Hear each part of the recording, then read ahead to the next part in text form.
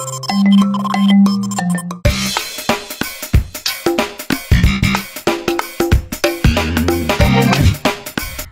guys, it's me Peng and we're here at Mall of Asia. Nakakatuwa guys dahil hindi ako nag-iisa. Kasama ko ang aking mga ka-workmates si Evelyn and si Ate Venice. Sila ang aking travel buddies ngayon. Imbes na nagpapahinga sa day off, eto kami, tinatawag ng bundok. Bundok Daraitan. At sakto din naman na dumating ang aming sasakyan. 3 AM na nakarating kami dito sa Tanay Rizal. Dito kami magsistay at iiwan lahat ng mga gamit. Pero bago kami umakyat, nag-offer sila dito ng mga pwede mong kainin para may lakas ka bago ka umakyat.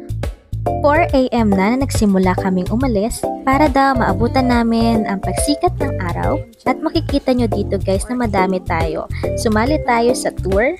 May mga mag-best friend, magkakatrabaho tulad namin at mga magkakaklase. And may mga solo joiners din. Nandito tayo sa Barangay Daraitan. Dito nila kinukuha ang mga record ng mga umaakyat. Pero bago tayo magsimulang umakyat, need muna tayong ma-orient para magkaroon tayo ng idea sa Mount Daraitan. At nandito ang ating mga tour guide para magbigay ng mga impormasyon. Mount Daraitan po ay may 739 meters flood sea level, 2,300 feet. Nilalakad po siya ng 3 to 4 hours. Station 1, Station 2, Station 3. Pagdating po sa Station 3, 15 minutes summit po. May group picture, may single picture po siya. Saka may group picture po. Pagdating po natin sa summit, heart peak po, isang oras at kalahati. Pagdating po natin sa heart peak, wala pa naman pong umakyat, tayo pa lang po. Hindi na po tayo pipila. Backtrail po tayo sa barangay. Isang oras din at kalahati po. Pagdating po natin dito, magla-lunch po. Tapos, punta po sa Tilipak River. Diretso po tayo sa cave. Pagkaya pa po. Ganito po ani. Kaya ngayon? Sa ngayon po, buo ang loob natin kasi hindi po tayo nag-start Pero pag dito po, pagbalik natin ng backtrail, dito po ang tinatawag natin palaisipan. Kung may kakayahan pa po, pumunta dito, 2.8 kilometers po, 2.8 kilometers. Pwede tayo mag-reduce through tricycle. Dito po, hanggang dito po, magbabawas tayo ng 1.4 kilometers. Pagdating dito po, maglalakad talaga dito. Wala tayong masakyan kundi ang ating sapatos lang at mga sinilas. May additional din po dito, hindi po siya kasama sa inclusion ninyo, na 50 pesos po. Boundary dispute, right of way, and tulay po. Ano mang basura po ang dala natin sa taas, pababa po, dito natin itatapon sa baba. Kung kayo po ay mahuli ng inyong tour guide po ay may fine po yun. Kaya po ang ating basura, pag-ingatan po natin ang ating basura kasi po tayo, yung mga nasa sa bundok, hindi po namin hayaan na ang aming bundok po ay masisirado po ng DNR kasi ang kalinisan po natin ay dapat natin panatilihin. Sabi nga na, leave no trace. Except your footprints. Kaya po dito, lahat-lahat, hindi din kami humihingi ng mga medical certificate. Kasi, sabihin lang nyo sa tour guide, pahinga po kami. Pahinga po tayo. Huwag kayo mahiya kasi ang lahat sa atin ay hindi pare-pareho ang ating kalakasan. Mayroong mahina, mayroong malakas. Kaya, pwede kayo sumuka, hindi po kayo susuko. Kaya po yun, magandang umaga. Sana enjoy po kayo. Nandiyan po sa atin yung President, si mahabang buhok, pwede yung pako sa cross at saka si bali nagdas ko lang po. Bali, re-remind ko lang po. Ito po yung Japo po na po. Yung veterinary natin, ang boundary doon na speak at saka Tilipak River po. Bali niya po, sabi niya, 3 to 4 hours estimated time ito. Ang viewing po sa taas, ito yun, marami. And then, ito po. Dito po, Sa rakas na ito, meron po kami pinapatupad na rules dito. Ano po? First come first, pero dito po group picture lang. Pero nagiging depende naman po. Pag tayo lang pong nandun, pwede po tayo mag-solo. Pero pag may kasunod po tayo, group picture lang po tayo dito. Ano po? Pero sa other rock formation, pwede naman po lang solo. Ano po? And then, backtrail po tayo. Same lang din po yung rules. First come first serve. And then, backtrail po tayo dito sa barangay. Ano po? Sabi nga po niya, 2.8 kilometers, halfway pwede po mag-tricycle. Dito naman po may rock formation, pwede na kayong maligo kung kayo ay pagod na. Ngayon, kung gusto nyo po dumiretso, pwede naman po. 3 po kami, halimbawa 2 lang o 3, sa nasamahan po namin. Ano po? Nga lamang po, may additional payment po dito, 50 pesos. Ano po? At ang unang-una po na binagbabawal dito, ano po? Yung kasi yung iba na excite. Sumigaw po. Bawal na bawal po yung sumigaw at kumawak po sa stalagmite, stalactite. Ano po? Yun po ang unang-una. Kasi po, pag naglabasan po yung mga nandyan, baka magsikip po tayo palabas. And then, dito po sa rock formation na ito, libre po picture kung tayo makakabot. Una lang po dito, vandalism. Ano po? Bawal na bawal po yun. Ano po? And then, basura din po. Sa taas man po, sa bundok, sa baba, bawal po una, basura. Ano po? Dala po ninyo, packet, dala po ulit natin, pabalik. Ano po? So matapos natin pakinggan, eto na, handang-handa na tayong umakyat. Nag-rent nga pala kami dito ng headlamp and gloves dahil hindi kami nakapagdala. Headlamp worth 20 pesos and gloves worth 30 pesos. At kung ayaw nyo namang gumastos, mas better na magdala na lang kayo. Headlamp check!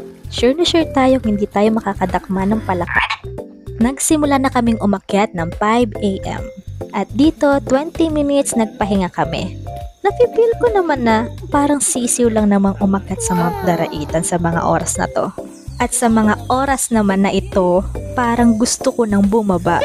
May liwanag na at hindi mo na maipinta ang mga muka ng mga kasama ko. At may naririnig ka na ring reklamo na budol is real daw. And fake news daw ang good for beginners. Pero nakakatuwa lang talaga na karamihan sa kabataan ay gustong-gusto ang ganitong mga activities. Ang sarap sa piling nung pagod, ang sarap sa piling nung pinagpapawisan ka. 1 kilometers na yung naakyat namin.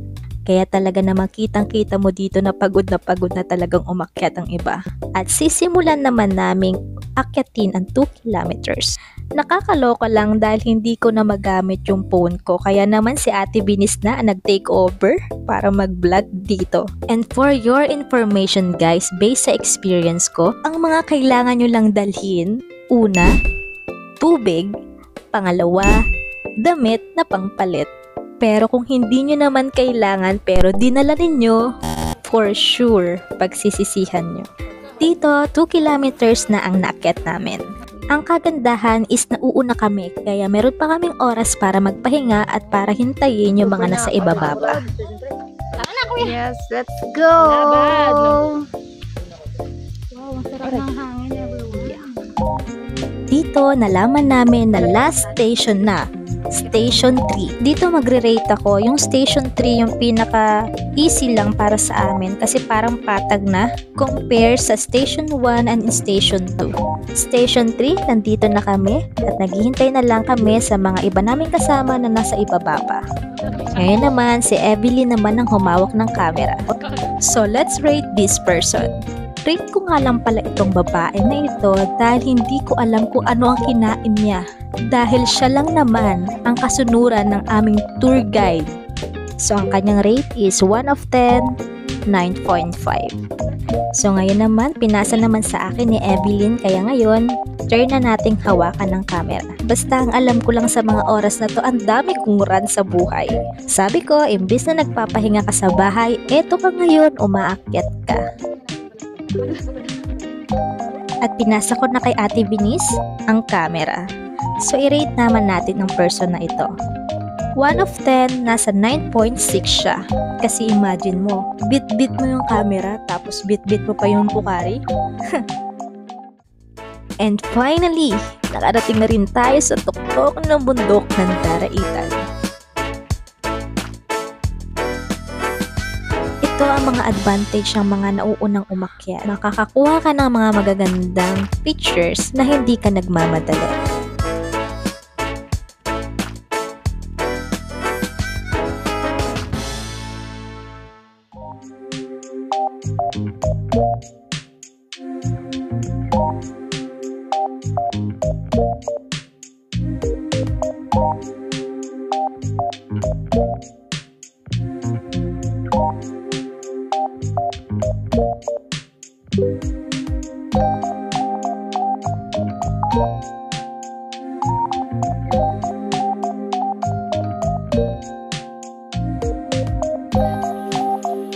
And next destination namin is Heart Peak. Pero bago tayo makapunta doon, dumaan muna kami dito. Nakakatuwa dahil meron silang tindahan. Pwede kang bumili dito, pero medyo may kamahalan. At nandito na tayo sa Heart Peak. Grabe, super ganda. Ang sarap i-appreciate ng lugar na to.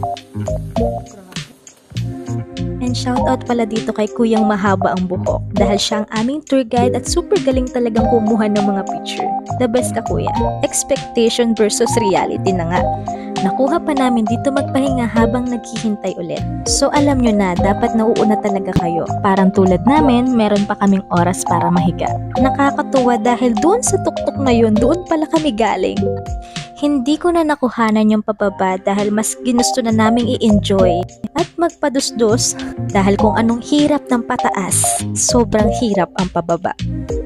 Mapapa-thank you Lord ka na lang talaga dahil patag na yung nilalakaran mo. Time check, it's 10 AM. 10 AM na kami nakababa. Sobrang worth it talaga yun, ang pag-akyat sa bundok. Ngayon naman, pabalik kami kung saan kami nagstay kanina para kumain ng umagahan at magpahinga. Makikita nyo na kami pa lang talaga ang tao dito. Yung mga kasama namin naiwan pa at pinili munang magpahinga. At pagkatapos kumain ng umagahan at magpahinga, sumakay naman kami sa tricycle worth 20 pesos per head dahil pupuntahan natin ang tinatawag nilang Tinipak River. Dito na tayo binaba ng tricycle driver dahil magbabayad tayo ng worth 10 pesos per head para sa entrance. And after nun, maglalakad tayo na 15 minutes at nakarating na nga tayo. Pero bago yan, meron tayo ulit babayaran na worth 50 pesos per head entrance para sa rock formation and sa cave na pupuntahan natin. At nakarating na nga tayo dito sa Tinipak River, the rock formation. Grabe, super ganda guys kung alam nyo lang. Hindi nyo akalaing may ganito pala sa Pilipinas. Ito talaga yung mga lugar na kailangan mong dayuhin. Iba yung naibibigay sa yung saya. Super satisfying yung tignan guys. At hindi lang pala Tinipak River or formation of rocks ang pinunta natin dito. Pinuntahan din namin ang kuweba dito. Super cool and sobrang saya dahil isa na namang experience ang na-unlock natin. Dahil first time natin pumasok sa kuweba. Dobling ingat lang talaga dahil sobrang dulas at sobrang dilim dito. Sa pagkakaalam ko sa aming grupo, kaming 5 lang ang tumuloy dito. Shoutout pala dun sa 2 naming kasama. Sobrang tahimik ng kuweba, kaya naman naalala ko sa orientation na bawal sumigaw dito. At tanging agos lang ng tubig yung maririnig mo.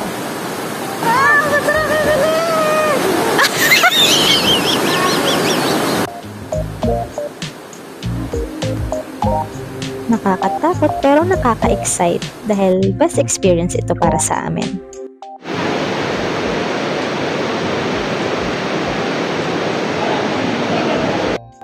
Trinay din naming ma-experience maligo dito. Nakakatakot sa una kasi hindi mo alam kung ano yung nasa tubig.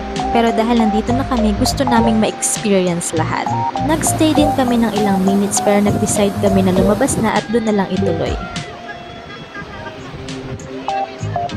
30 minutes din kaming ganito, nagkwentuhan, in-enjoy ang moment. Dahil after nito, uuwi na kami dahil one day tour lang kami.